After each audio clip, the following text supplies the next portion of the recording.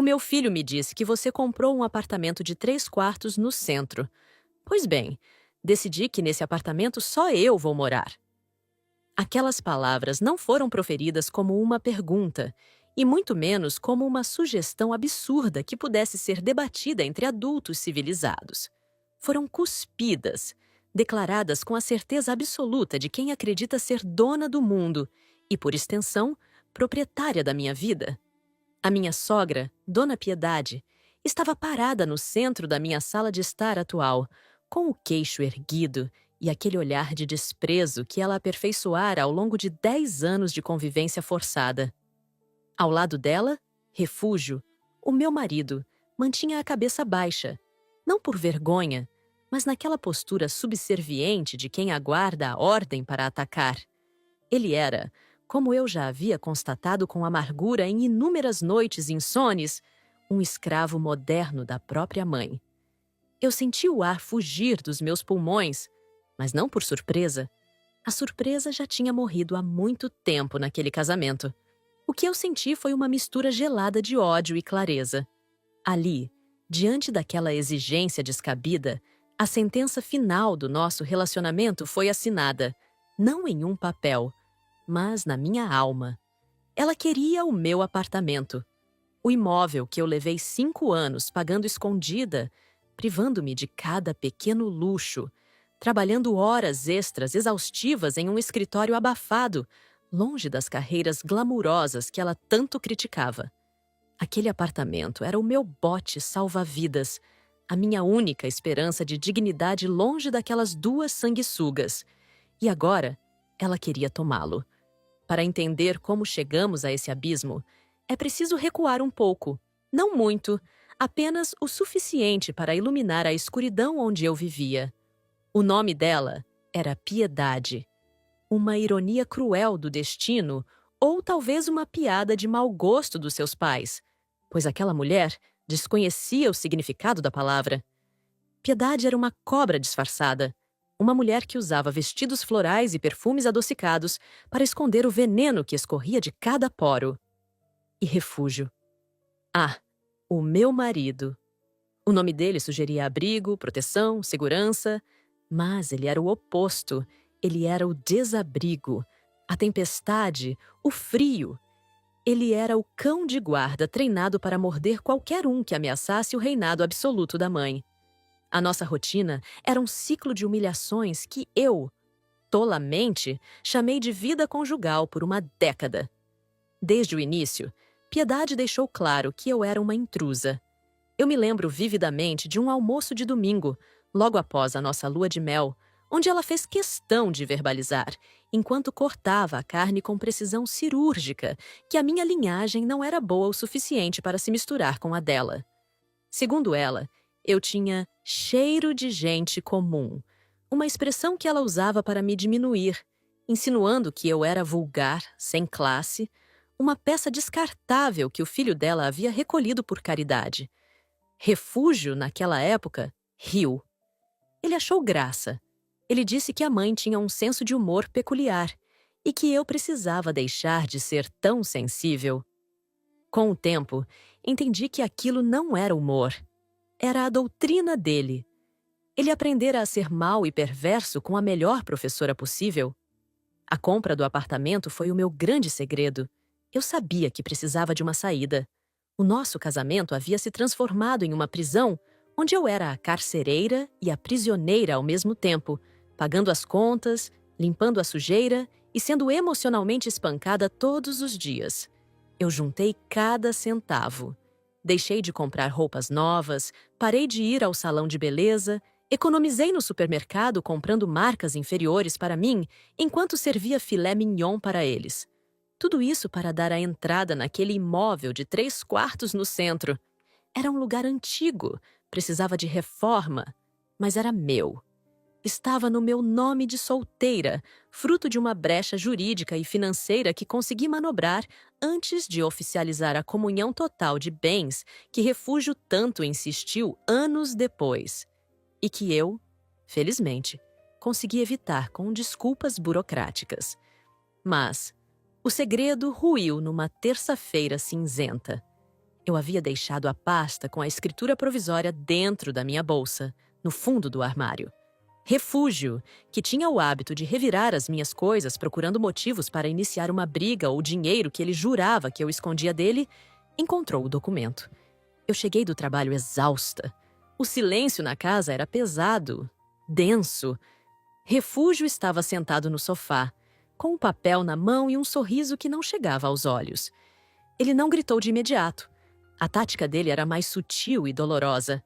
Ele começou dizendo que estava decepcionado, que a traição da confiança era pior do que uma traição carnal. Ele manipulou a narrativa com tanta maestria que, por um segundo, eu quase me senti culpada por ter garantido a minha própria sobrevivência. Ele disse que eu era egoísta, que pensava pequeno, que agia pelas costas dele como um rato de esgoto. Foi então que ele ligou para a mãe. Ele não ligou para pedir conselho. Ligou para reportar a infração, como uma criança que dedura o colega para a professora malvada. Eu ouvi a conversa da cozinha. Ele relatou a compra do apartamento com um tom de vítima, distorcendo os fatos, dizendo que eu havia gastado o dinheiro nosso. Dinheiro que ele nunca ganhou, pois vivia de bicos e da mesada que a mãe lhe dava, em um capricho pessoal. E agora, dias depois, estávamos ali. A sentença de Dona Piedade pairava no ar. Você ouviu o que eu disse, querida? A voz dela gotejava sarcasmo. Um apartamento de 3 quartos é muito grande para uma pessoa sem filhos e sem futuro como você. O refúgio precisa ficar perto de mim e a minha casa atual está com infiltrações que me causam alergia. Portanto, eu vou me mudar para o seu apartamento novo. É o mínimo que você pode fazer para compensar a falta de respeito que teve com o meu filho ao esconder isso. Eu olhei para Refúgio. Ele concordava com a cabeça, com aquele olhar vidrado de adoração doentia pela mãe. Ele reforçou as palavras dela, dizendo que eu deveria me sentir honrada por poder ajudar a mulher que lhe deu a vida. Ele comentou que eu, sendo quem eu era, uma mulher que ele descrevia constantemente como limitada intelectualmente e desprovida de atrativos, deveria agradecer por ainda ter um teto sobre a cabeça, aquele teto que, ironicamente, eu pagava sozinha. A vontade de gritar, de explodir, de jogar na cara deles todas as verdades que estavam entaladas na minha garganta foi avassaladora. Mas algo me segurou. Uma frieza repentina tomou conta do meu peito. Eu percebi que brigar ali, naquele momento, não adiantaria de nada. Eles não operavam na lógica ou na justiça. Eles operavam na base da força e da humilhação. Se eu me negasse abertamente, eles transformariam a minha vida num inferno ainda maior, até conseguirem o que queriam, ou até encontrarem uma forma legal de me coagir. Não. A guerra direta não funcionaria. Eu precisava de uma estratégia. Eu precisava ser mais cobra do que a própria Piedade. Eu entendo. Ouvi a minha própria voz dizer, calma e controlada, o que pareceu surpreendê-los. A senhora tem razão. O apartamento é grande demais para mim. O sorriso de triunfo que se abriu no rosto enrugado de Piedade foi grotesco. Ela trocou um olhar de cumplicidade com Refúgio, como se dissessem um ao outro. Viu? É só apertar que ela cede. Ela é fraca. Refúgio se levantou, caminhando até mim com a arrogância de um imperador. Ele disse que sabia que eu faria a coisa certa. Afinal, eu devia muito a eles por me aceitarem na família, apesar da minha origem duvidosa. Ele fez questão de ressaltar que o apartamento, embora no meu nome, era moralmente dele, pois ele era o homem da casa, o cabeça, a mente brilhante.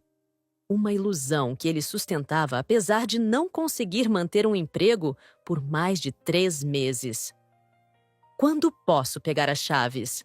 Piedade perguntou, já estendendo a mão, as unhas pintadas de um vermelho sangue que parecia apropriado para a ocasião.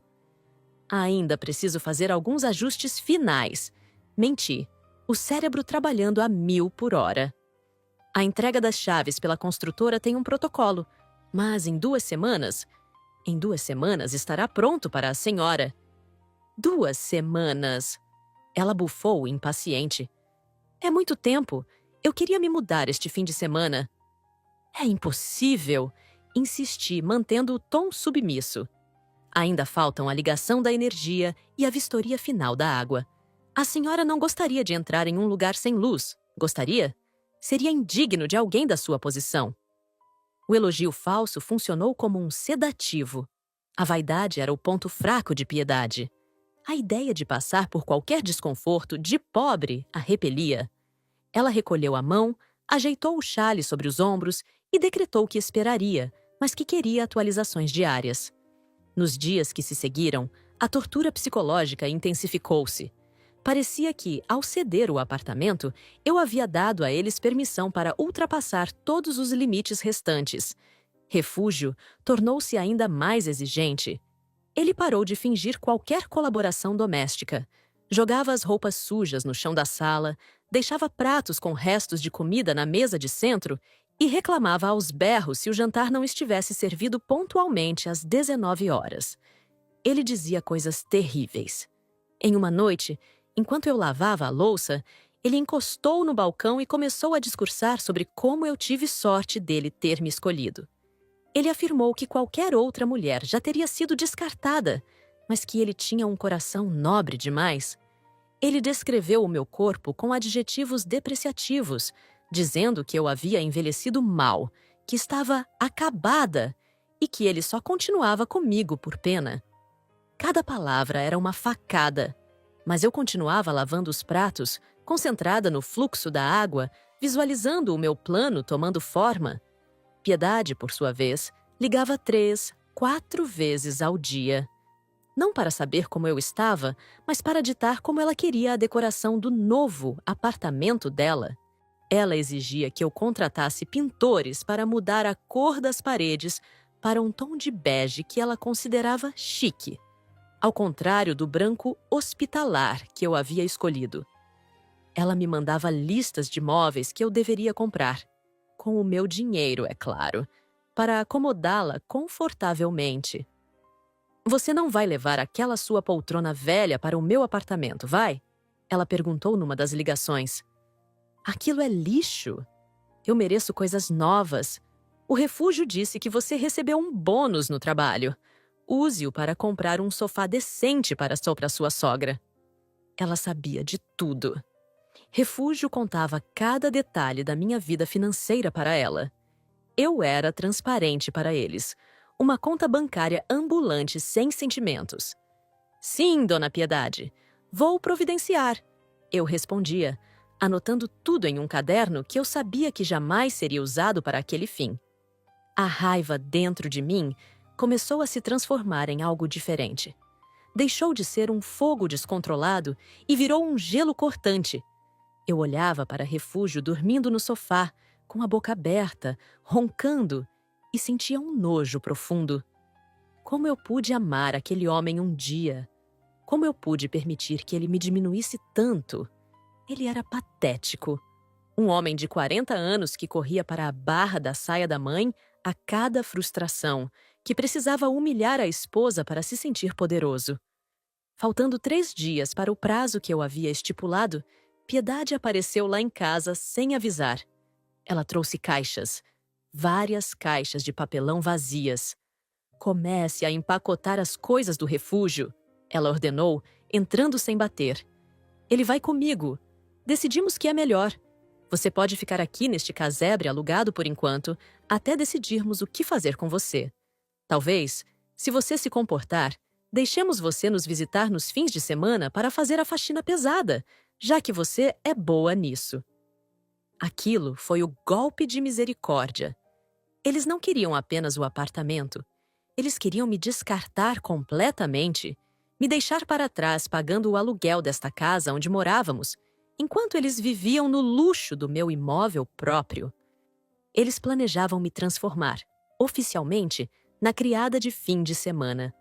Refúgio entrou logo atrás dela, evitando o meu olhar, mas com aquele sorriso presunçoso nos lábios. Ele me disse, enquanto pegava uma cerveja na geladeira, que a mãe estava certa. Disse que a nossa relação estava desgastada e que ele precisava de espaço e conforto para pensar na vida, e que o apartamento novo proporcionaria o ambiente ideal para a sua evolução espiritual. Era risível. Evolução espiritual vinda de um homem que chutava o cachorro do vizinho quando ninguém estava olhando. Tudo bem, eu disse novamente. A minha passividade os deixava eufóricos. Eles interpretavam o meu silêncio como derrota total. Eles não viam a tempestade se formando atrás dos meus olhos.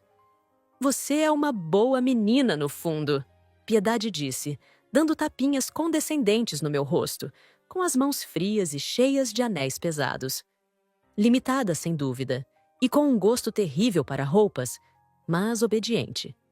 Isso é o que importa numa mulher. Obediência. Naquela noite, eu não dormi. Fiquei acordada ouvindo a respiração pesada de refúgio ao meu lado. Eu olhei para o teto e repassei o plano. Eu precisava que a humilhação fosse completa. Eu precisava que eles acreditassem até o último segundo que tinham vencido. Eles precisavam sentir o sabor da vitória para que a queda fosse mortal. No dia seguinte, fui ao cartório. Não para passar o apartamento para o nome deles, como eles sonhavam, mas para resolver pendências que seriam cruciais para o meu grande finale. Depois, fui até o apartamento novo. Ele estava vazio, cheirando a tinta fresca. Era lindo. O sol batia na janela da sala de uma forma poética. Eu caminhei pelos cômodos, tocando as paredes. Aquele era o meu sonho. E eles queriam roubá-lo. Eles queriam sujá-lo com a presença tóxica deles. Mas eles não sabiam o que eu tinha preparado. Voltei para casa e encontrei refúgio fazendo as malas. Ele estava animado, assobiando. Ele nem tentou esconder a alegria de estar se livrando de mim, embora levasse consigo roupas que eu comprei, usando malas que eu paguei. A mãe contratou um caminhão de mudança para amanhã de manhã. Ele avisou, sem me olhar. Esteja pronta para ajudar a carregar as caixas. Os carregadores são caros, então economizamos contratando apenas o motorista. Você e eu vamos carregar o peso. É claro, eu carregaria o peso, como sempre. E o endereço? Ele perguntou, parando de dobrar uma camisa. A mãe está perguntando o endereço exato para passar para o motorista.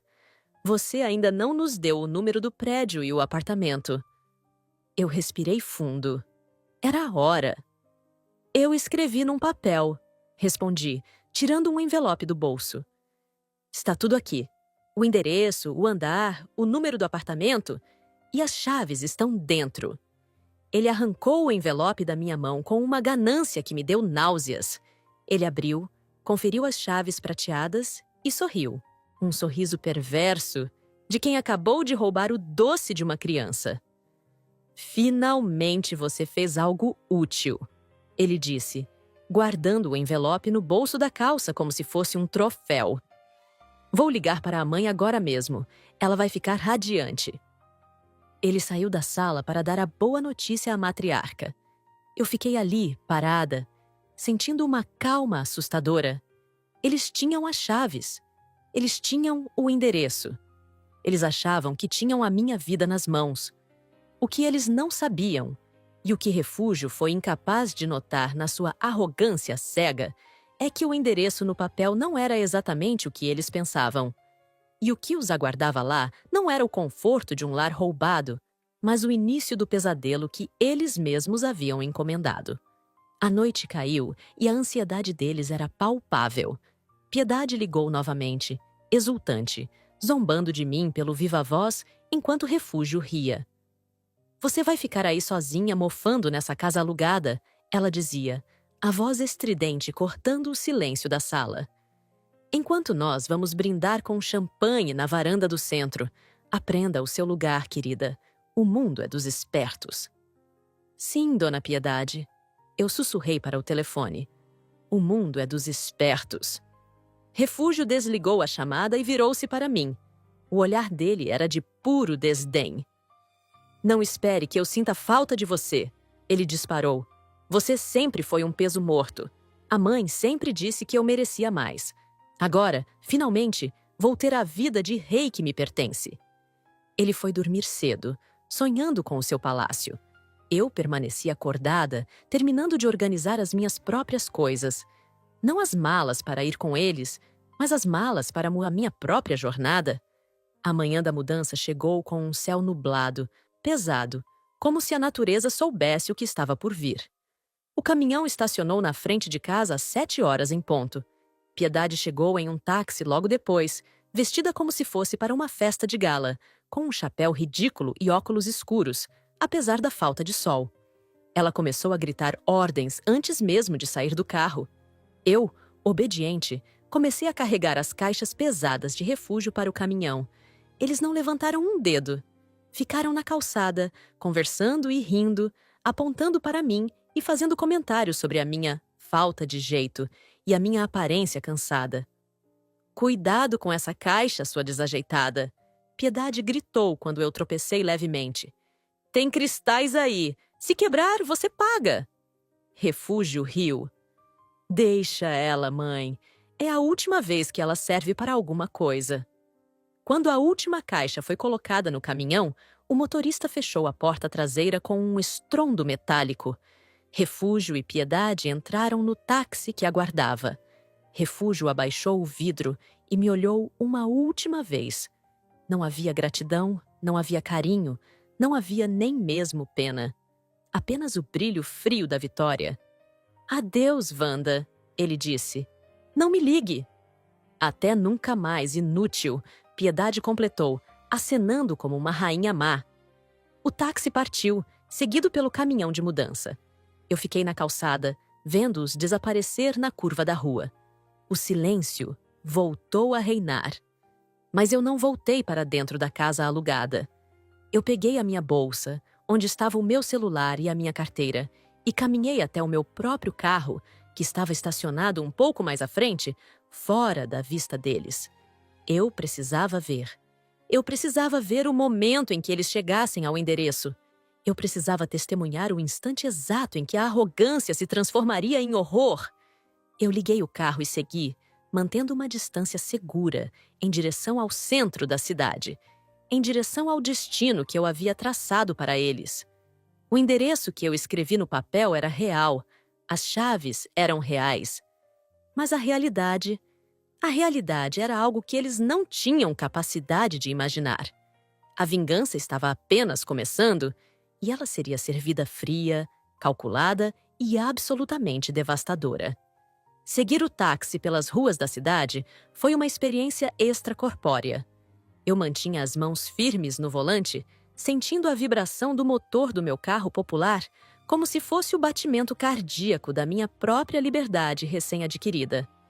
À minha frente, o caminhão de mudanças soltava uma fumaça escura, carregando os troféus da vaidade de Piedade e a preguiça materializada de Refúgio. Eles seguiam confiantes, cegos pela arrogância, rumo ao que acreditavam ser o ápice de suas vidas medíocres. Eu, Wanda, a limitada, a sem graça, a empregada de luxo, era agora a condutora silenciosa do destino deles. O trajeto começou nos bairros nobres, com suas ruas arborizadas e calçadas limpas, o cenário onde eles acreditavam pertencer por direito divino, apesar de nunca terem trabalhado para conquistar 1 metro quadrado sequer daquele asfalto. Mas, à medida que avançávamos, a paisagem urbana começava a mudar. A cidade, como um organismo vivo e doente, começou a mostrar suas feridas. Os prédios envidraçados e portarias de mármore deram lugar a comércios populares, fachadas descascadas e o caos frenético do centro comercial degradado. Eu conhecia aquele caminho de cor. Cada buraco na rua, cada esquina acumulada de lixo, cada prédio abandonado que servia de tela para pichações indecifráveis.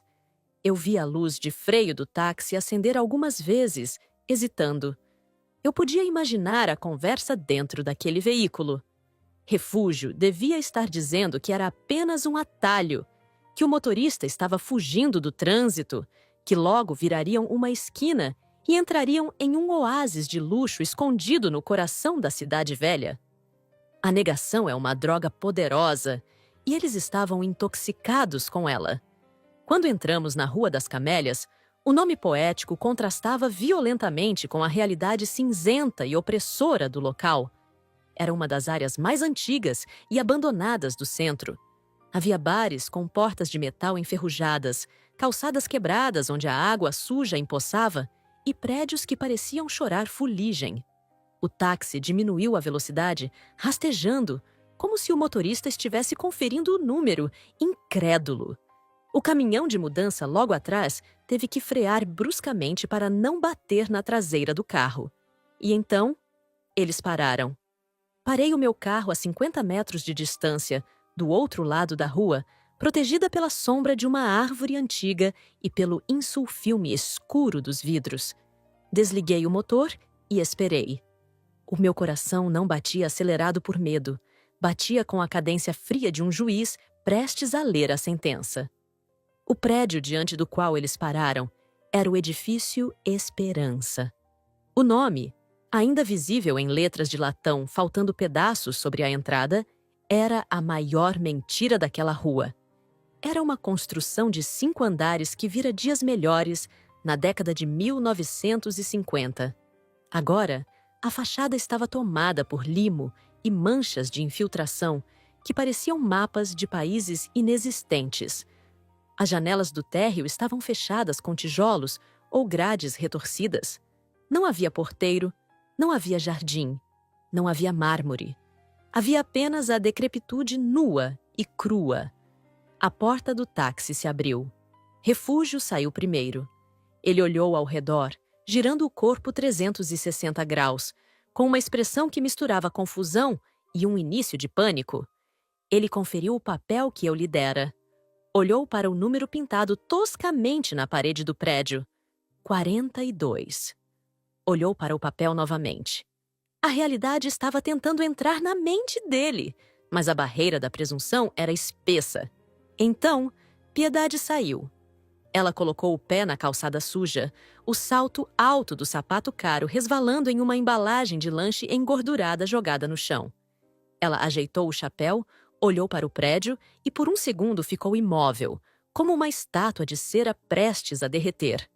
Ela tirou os óculos escuros devagar, como se as lentes estivessem distorcendo a visão e ela precisasse ver com os próprios olhos aquele erro grotesco.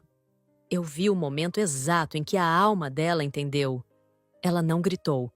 Ela não praguejou. Ela simplesmente desligou. Foi como assistir a um prédio implodir em câmera lenta. Os joelhos dela cederam. Os olhos reviraram e ela desabou. Não foi um desmaio gracioso de cinema. Foi um colapso pesado. O corpo caindo como um saco de batatas sobre a calçada imunda. O chapéu rolando para de sarjeta. Mãe! Mãe!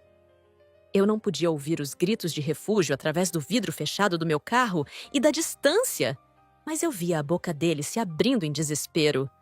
Ele se ajoelhou ao lado dela, sacudindo-a, dando tapinhas no rosto.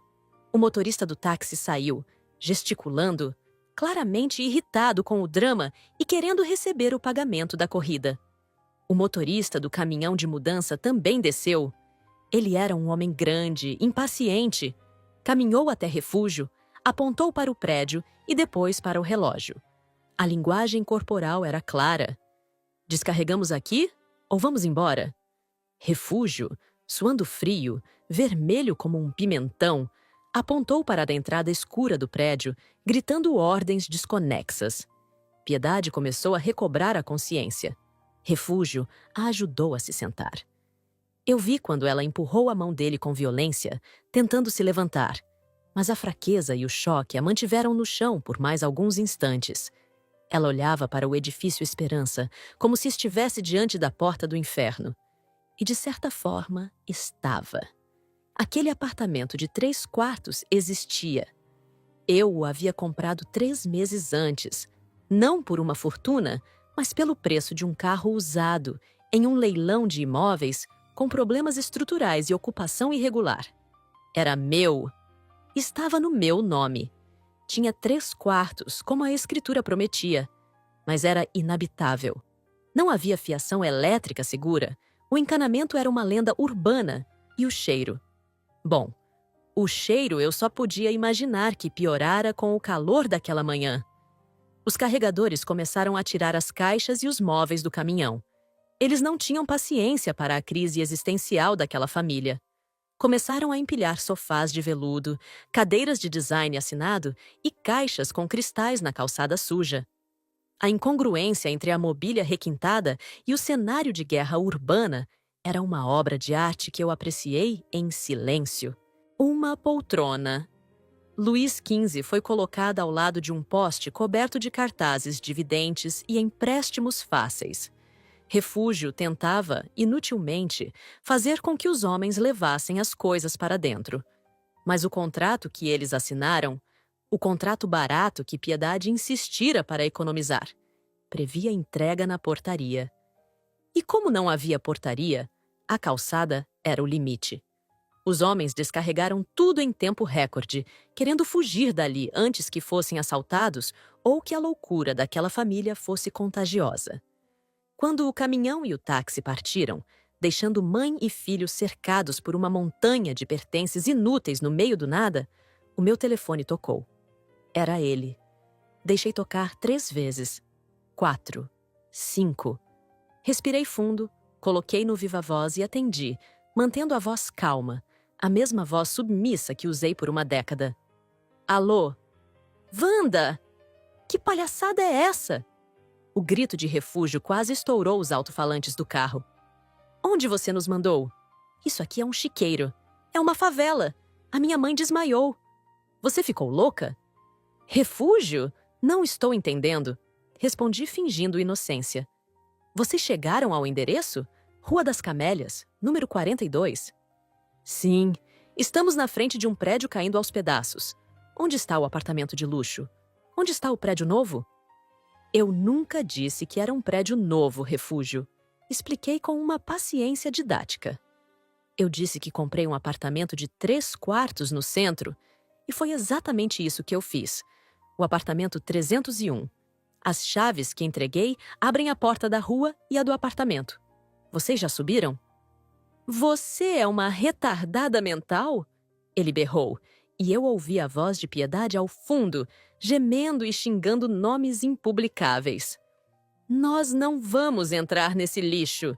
Isso é inaceitável. Você enganou a minha mãe. Você me enganou. Venha nos buscar agora. Traga o carro e nos leve de volta para casa.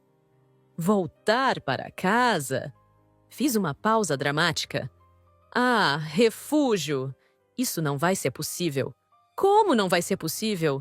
Eu estou mandando! Venha agora! Eu entreguei as chaves da casa alugada para essa imobiliária hoje de manhã, assim que vocês saíram. Menti sobre o prazo. Mas a verdade era que a casa já não estava mais disponível para nós. O contrato foi encerrado. A vistoria já foi feita. Não temos mais casa, Refúgio. Aquele apartamento no centro é a única propriedade que temos para morar. Houve um silêncio do outro lado da linha. Um silêncio pesado, carregado de horror. Você cancelou o aluguel? A voz dele tremeu, baixando o tom, como se o peso da situação finalmente estivesse esmagando a sua estupidez. Sim, vocês disseram que não queriam mais morar de aluguel. A sua mãe disse que queria morar na casa própria que eu comprei. Eu realizei o desejo dela. Sua desgraçada! Eu vou matar você quando te encontrar! A voz de Piedade surgiu, rouca e venenosa, roubando o telefone do filho. Você fez isso de propósito. Você quer me humilhar. Eu sou uma senhora de respeito. Eu não posso ficar na rua. A senhora não está na rua, Dona Piedade. Respondi, sentindo um prazer frio percorrer a minha espinha. A senhora tem um apartamento de 3 quartos logo atrás de você. É só subir as escadas. O 3º andar é bem ventilado, dizem. Eu vou chamar a polícia! Ela gritou. Para dizer o quê? Que a sua nora comprou um apartamento feio? Não há crime nisso, Dona Piedade. O apartamento está no meu nome, quitado. É legalmente a nossa residência. Agora, se me dão licença, eu preciso desligar. Tenho que trabalhar para pagar o condomínio desse prédio. Dizem que é barato, mas nunca se sabe. Desliguei na cara dela. Bloqueei o número temporariamente. Eu não precisava ouvir mais nada por enquanto. A imagem deles na calçada, cercados por caixas, com Piedade abanando-se freneticamente com um pedaço de papelão e Refúgio chutando uma caixa com raiva, era suficiente para alimentar a minha alma pelos próximos anos. Liguei o carro e saí dali devagar, sem que eles me notassem. Eu não fui para o trabalho.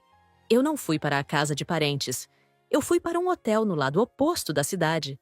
Um lugar limpo, com lençóis brancos e serviço de quarto, que eu reservei usando o cartão de crédito que Refúgio achava que estava estourado, mas que eu mantinha rigorosamente em dia.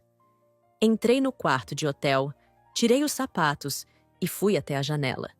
A cidade se estendia diante de mim, vasta e indiferente.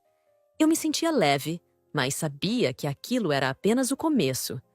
Deixá-los na miséria habitacional era a primeira etapa. Agora, viria a desconstrução total. Enquanto eu tomava um banho quente, imaginava a cena lá no centro. Eles não teriam escolha. Eles teriam que subir. Eles teriam que carregar os móveis escada acima, porque deixar na rua significaria serem roubados em minutos.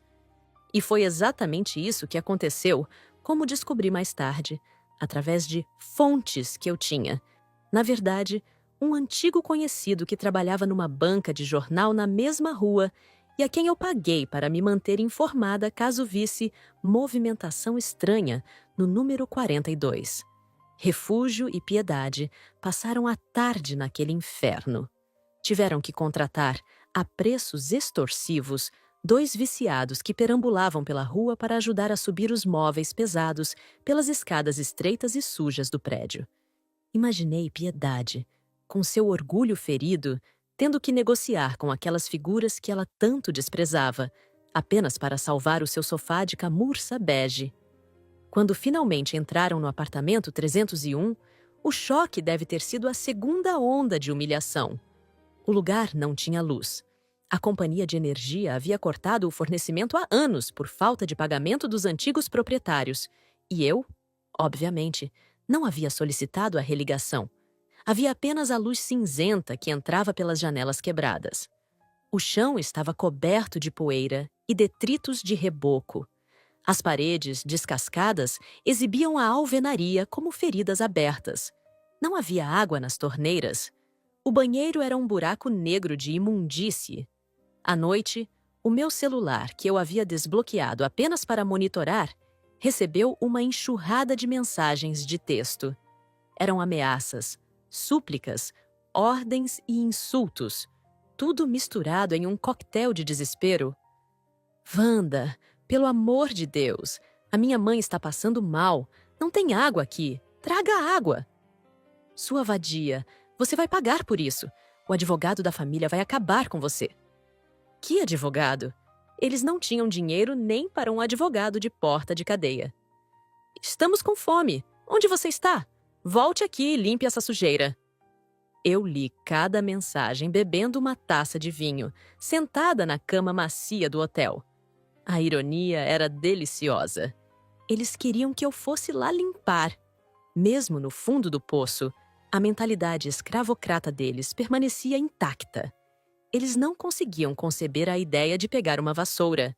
Eles esperavam que a criada aparecesse magicamente para resolver a realidade que eles criaram. Respondi apenas uma vez, perto da meia-noite. Estou resolvendo questões burocráticas. Infelizmente, não posso ir aí hoje. Sugiro que comprem água no bar da esquina e cuidado com a porta, a fechadura é frágil. Aquela noite choveu.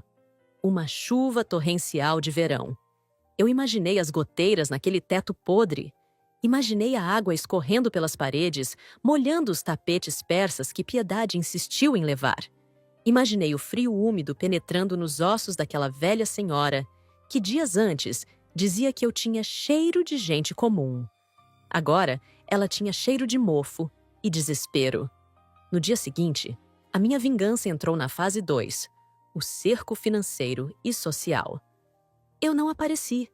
Fui para o escritório trabalhar como se nada tivesse acontecido. Eu precisava manter a rotina, ser vista, ter álibis. Meus colegas comentaram que eu parecia diferente, mais bonita, mais altiva. Fiz uma limpeza na minha vida. Eu respondi com um sorriso enigmático. No meio da manhã, Refúgio apareceu no meu trabalho. Ele estava um trapo. A roupa amarrotada, olheiras profundas, o cabelo despenteado. Ele entrou na recepção gritando o meu nome, exigindo falar comigo. A segurança foi acionada, mas eu pedi para ir até lá. Eu queria que todos vissem. Caminhei até a recepção com passos firmes. Ele estava sendo segurado por 2 seguranças, espumando de raiva. Você! Ele apontou o dedo trêmulo para mim. Você nos abandonou naquele buraco. A minha mãe não dormiu a noite toda. Estamos sem banho. Dê-me o dinheiro agora. Dê-me os cartões. Vamos para um hotel. Eu parei a 2 metros dele, mantendo uma postura de executiva, algo que ele nunca tinha visto em mim. Refúgio, por favor, não faça escândalo no meu local de trabalho, disse em voz baixa, mas firme. Você está descontrolado. Descontrolado? Você nos jogou no lixo. Eu dei a vocês um teto. Se não gostam, podem trabalhar e pagar por outro, respondi, e as palavras saíram cortantes. Quanto aos cartões, sinto informar, mas eu cancelei os adicionais hoje cedo. E a conta conjunta? Saquei a minha parte e congelei o restante por suspeita de fraude. Os olhos dele quase saltaram das órbitas. O quê? Você não pode fazer isso. O dinheiro é meu. O dinheiro era do meu salário, Refúgio. Você não contribui com 1 centavo há 4 anos. Acabou. A fonte secou. Ele tentou avançar, erguer a mão para me bater, como fazia em casa quando eu o contrariava. Mas ali não era a nossa cozinha. Ali era o saguão de uma empresa séria. Os seguranças o imobilizaram instantaneamente, torcendo o braço dele nas costas. Soltem-me! Ela é minha mulher! Eu tenho direitos! Ele berrava enquanto era arrastado para fora. Ele é seu marido, Wanda? A recepcionista perguntou chocada. Estamos em processo de separação. Respondi alto o suficiente para que todos ouvissem. Ele não aceita o fim e está tentando me extorquir. Sinto muito pelo transtorno. A humilhação pública de Refúgio foi o aperitivo, mas o prato principal ainda estava sendo preparado. Naquela tarde, recebi uma ligação de um número desconhecido. Era Piedade. Ela devia ter pegado o celular de alguém emprestado ou usado um telefone público, já que eu a havia bloqueado. Escute aqui, sua ingrata. A voz dela estava fraca, mas o veneno ainda estava lá. Você acha que venceu? Eu tenho contatos. Eu vou destruir a sua reputação. Vou dizer a todos que você é uma golpista, que roubou o meu filho. Dona Piedade, interrompi, olhando para as minhas unhas recém-feitas. Quem vai acreditar na senhora? A senhora mora num prédio condenado na Rua das Camélias. A senhora não tem mais contatos.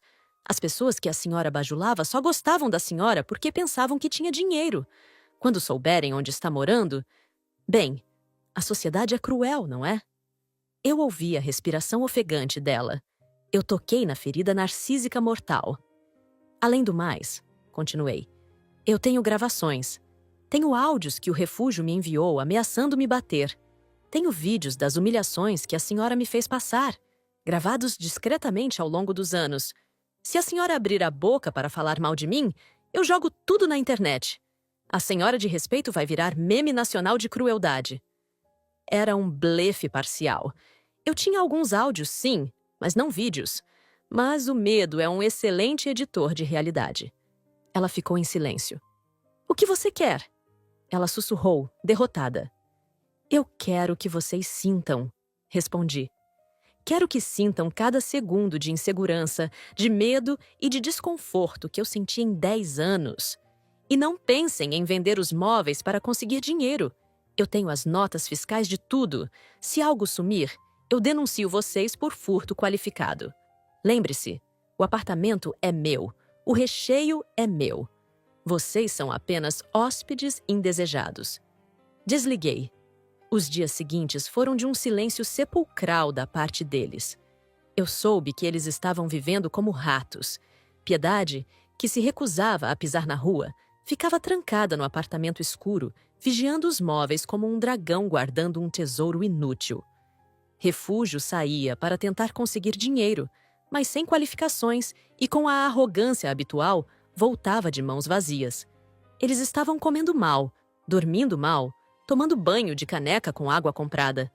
A decadência física deles foi rápida. Vi Refúgio na rua uma semana depois, de longe. Ele usava a mesma roupa, estava com a barba por fazer, o olhar perdido. Ele parecia ter envelhecido 10 anos. A mãe, segundo o meu informante da banca de jornal, tinha sido vista na janela gritando com pombos, o cabelo desgrenhado, uma sombra da matriarca impecável que fora um dia. Mas eu sabia que a fera, quando encurralada, ainda podia morder. E eu precisava dar o golpe final. Eu precisava garantir que eles nunca mais se levantassem para me assombrar. O apartamento no centro não era o fim da linha. Era apenas a sala de espera para o inferno real que eu estava arquitetando. Eu descobri, vasculhando papéis antigos que tirei da casa antes de sair, uma irregularidade no passado de Piedade. Algo que ela escondera de todos, inclusive do filho. Não era um crime financeiro, era algo mais pessoal, algo que destruiria a única coisa que lhe restava, a sua autoimagem de mulher de família tradicional e moralmente superior. Era um segredo sujo, antigo, envolvendo a paternidade de Refúgio e uma mentira que durara 40 anos. E Refúgio. Ah, para ele eu tinha algo especial, algo que o faria implorar para voltar para aquele apartamento imundo na Rua das Camélias, mas que lhe seria negado. Eu me preparei para o encontro final. Não seria por telefone, seria cara a cara. Eu iria até lá, no palácio deles, para entregar a notificação de despejo, não do apartamento, mas da vida. Vesti o meu melhor traje, um vestido vermelho sangue que Piedade odiaria. Coloquei os meus saltos mais altos e dirigi até o centro. Estacionei na frente do edifício Esperança. Olhei para cima, para a janela do terceiro andar, onde uma cortina encardida balançava tristemente. Respirei fundo, sentindo o ar poluído do centro como se fosse o perfume mais doce do mundo. Era hora de terminar o serviço. Era hora de enterrar os mortos-vivos. O som dos meus saltos altos batendo contra o concreto sujo da escadaria do edifício Esperança ecoava como disparos de uma arma de precisão. Toque, toque, toque. Um ritmo constante, inexorável. Eu subia sem pressa, sentindo o cheiro azedo de mofo e urina que impregnava as paredes daquele lugar. Mas, curiosamente, aquele odor não me incomodava. Para mim, naquele momento, era o cheiro da justiça. Eu estava vestida para matar, metaforicamente falando. Um vestido vermelho sangue, cortado com precisão para valorizar o corpo que Refúgio chamara de acabado, e uma postura que eu nunca tive permissão para exibir durante o meu casamento. Eu trazia comigo uma pasta de couro preta. Dentro dela, não havia apenas papéis, havia o fim do mundo deles. Cheguei ao terceiro andar. A porta do apartamento 301 estava entreaberta, pendurada em uma dobradiça frouxa, como uma boca quebrada incapaz de se fechar. Eu não bati. Eu empurrei a madeira podre com a ponta dos dedos e entrei. O cenário que encontrei era uma pintura renascentista do inferno. A sala, que eu vira dias antes vazia e suja, agora era um depósito caótico de luxo decadente. O sofá de camurça bege de Piedade estava manchado por uma goteira escura que pingava do teto com uma constância irritante. As caixas de cristais estavam empilhadas de qualquer jeito, algumas tombadas. E no meio daquela destruição estavam eles. Piedade estava sentada na sua poltrona Luís XV, que agora parecia um trono ridículo no meio de um lixão. Ela usava um robe de seda que já vira dias melhores. O cabelo, antes impecável, estava oleoso e preso num coque mal feito.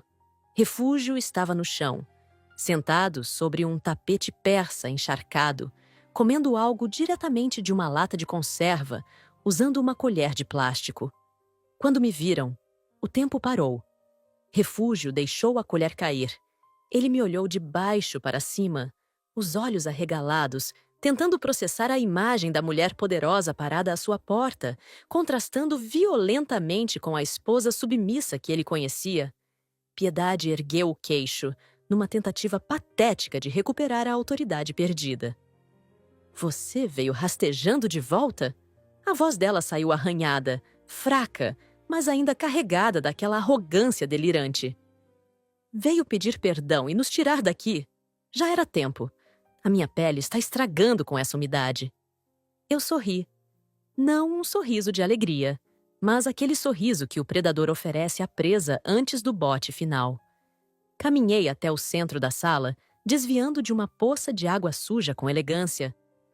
Eu não vim tirar vocês daqui, Dona Piedade.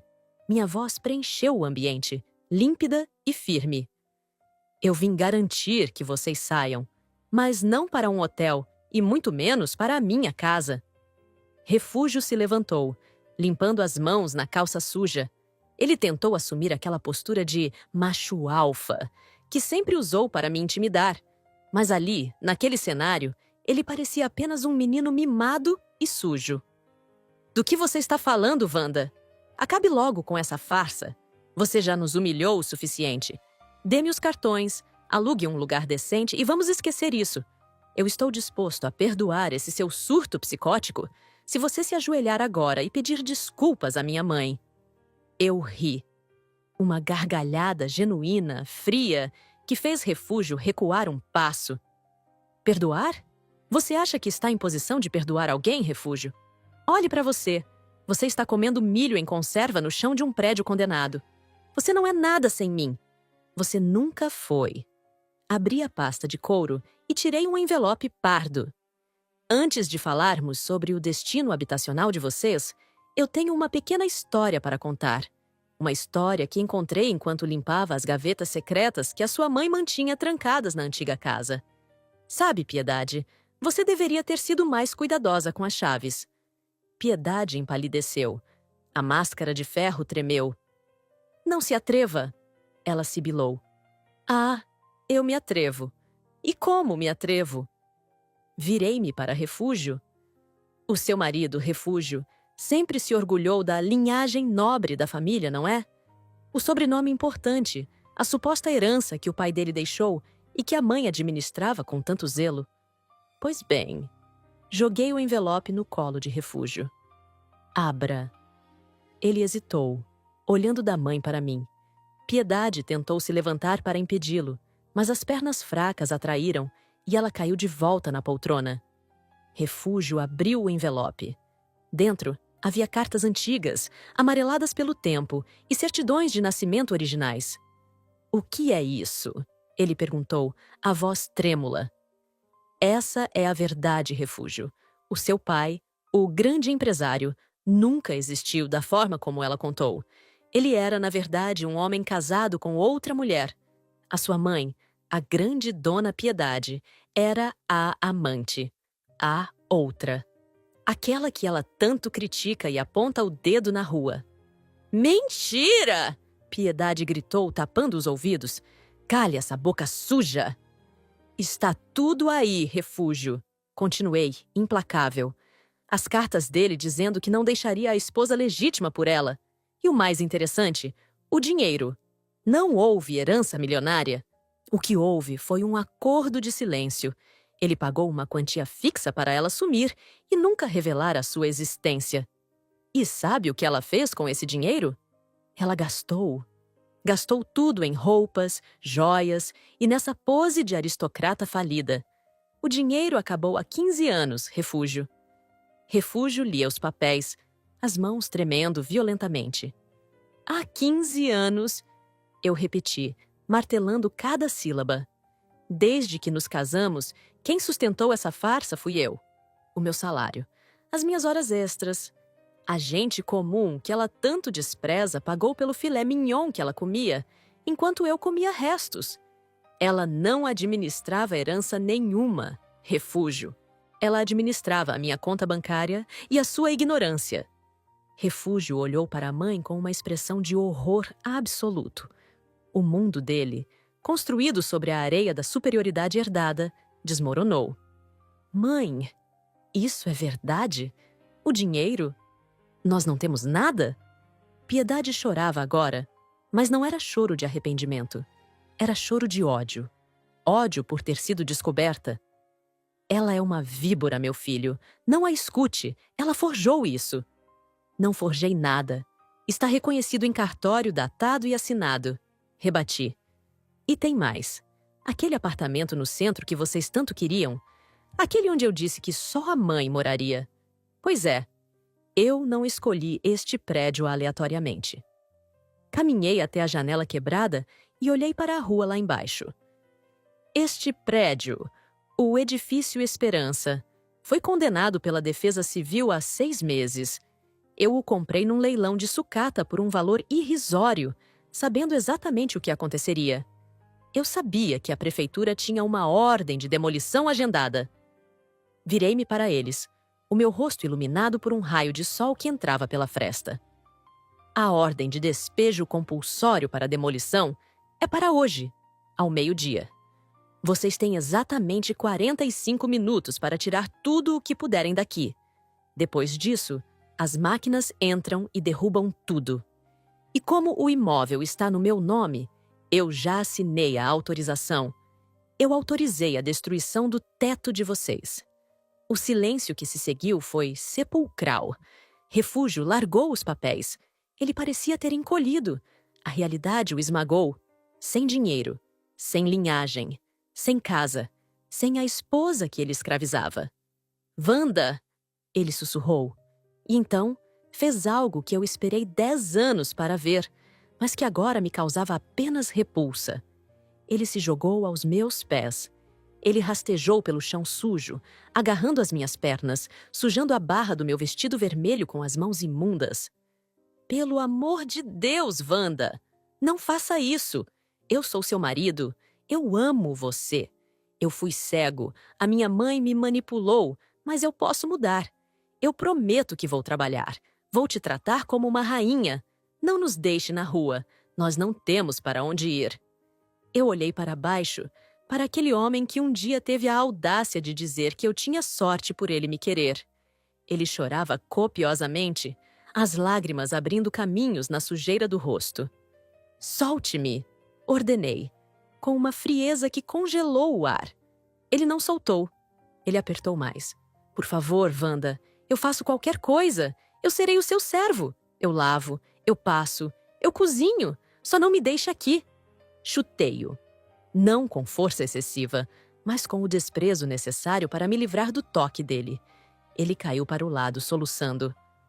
Você teve 10 anos para ser um homem refúgio. Você escolheu ser um parasita. E agora, o hospedeiro morreu. Eu não sinto nada por você. Nem ódio, nem amor, nem pena. Você é apenas um estranho inconveniente. Olhei para a Piedade. Ela estava estática, olhando para o nada. A revelação do seu passado sujo a destruíra por dentro, e a notícia da demolição a destruiria por fora. Dona Piedade, chamei. Ela virou os olhos vazios para mim. Espero que a senhora tenha guardado aquele chale. Vai fazer frio na praça hoje à noite, e sugiro que comece a praticar a humildade. As pessoas na rua não costumam dar esmola para quem olha para elas com nojo. Você é o demônio? Ela sussurrou. Não, Piedade. Eu sou apenas o resultado da sua criação. Você me ensinou que o mundo é cruel. Eu apenas aprendi a lição. Olhei para o relógio de pulso. 30 minutos. Eu sugiro que peguem o que conseguirem carregar. O resto será escombros. Virei as costas e caminhei para a porta. Wanda, espere! Refúgio gritou, tentando se levantar. Para onde você vai? Onde você vai morar? Parei na porta, sem me virar. Eu comprei uma casa. Uma casa de verdade, com jardim, piscina e sem infiltrações, em um bairro onde vocês jamais pisarão. E o melhor de tudo, nessa casa, só eu vou morar. E quem eu convidar? E vocês? Vocês nunca serão convidados. Saí do apartamento e desci as escadas. A cada degrau eu me sentia mais leve. O peso de 10 anos de humilhação ficava para trás, junto com o cheiro de mofo. Quando cheguei à rua, entrei no meu carro e esperei. Eu precisava ver o final, não por sadismo, mas para ter certeza de que o ciclo estava encerrado. 20 minutos depois, caminhões da prefeitura e uma escavadeira chegaram. Homens de colete laranja cercaram a entrada. Eu vi Refúgio e Piedade saírem arrastando o que podiam. Refúgio puxava uma mala estourada e Piedade carregava uma caixa de chapéus e a bolsa com as poucas joias falsas que lhe restavam. Eles foram barrados na calçada. Tentaram argumentar. Refúgio gritava, apontava para cima, mas o encarregado da obra apenas balançava com a cabeça e apontava para a prancheta. A ordem era clara: evacuação total. Eles ficaram ali, na calçada oposta, sentados sobre os seus pertences miseráveis. O trono Luís XV ficou lá dentro. Os tapetes persas ficaram lá dentro. A vida de mentira ficou lá dentro. A escavadeira começou a trabalhar. O braço mecânico golpeou a parede do prédio com um estrondo que soou como música. A poeira subiu. Eu vi Piedade esconder o rosto nas mãos. Eu vi Refúgio olhar para o meu carro, me reconhecendo à distância. Ele estendeu a mão, como um mendigo pedindo pão. Eu liguei o motor. Coloquei os óculos escuros. Não havia mais nada a ser dito. A vingança não foi apenas deixá-los sem teto. Foi deixá-los sem identidade, sem passado e sem futuro. Eles eram, agora, exatamente o que Piedade mais temia: indigentes, esquecidos, gente comum, na sua forma mais trágica.